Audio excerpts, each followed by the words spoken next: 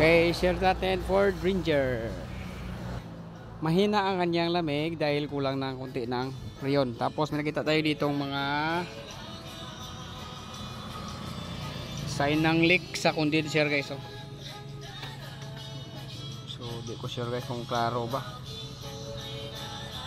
Yan sa condenser sa may ilalim naglangis.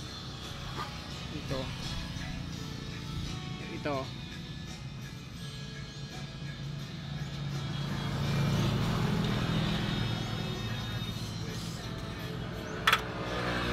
Yan, so check natin yan. Tanggalin natin tong condenser para ma-check natin yung fitting sa may dryer pouch nya. Okay. Yan, natanggal natin yung condenser, no? Ito yung tinuro ko na sa unang ating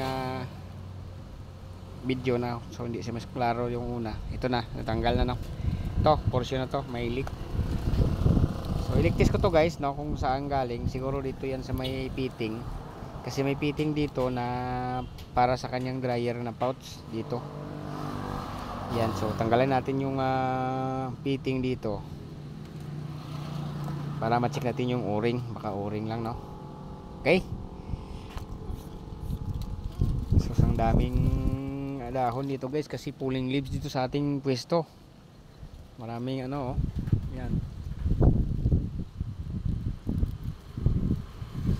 So yung mga ongoing natin na ginagawa pa.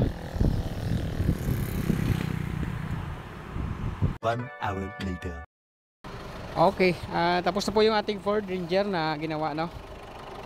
So di natin napakita guys yung leak sa may sa may fitting lang naman yon sa nilalagyan ng silica dryer, silica gel. So yan lang yung nag-leak sa may fitting nya. So tinanggalan namin tapos nagpalit lang kami ng o-ring na malaki.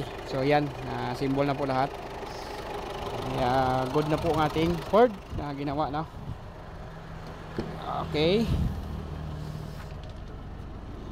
So dito naglagay ako ng temperature kasi sobrang init kanina. So monitor ko po yung lamig kung magkano. Good naman guys, no. Meron tayo dito nakuha na 5 point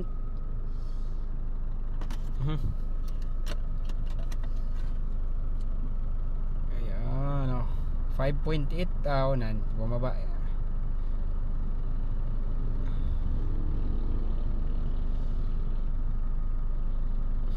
Yan, 6.2. Good na yan. Sobrang lamig na yan guys. 6.3. So bumaba pa siya. Ayan. Ito, heater to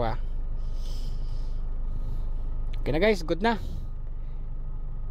Yan, di man natin lahat i-video guys, no, kasi sobrang haba itong ating video. At least mai-share natin yung ginawa natin na kung ano ba yung sira ng unit.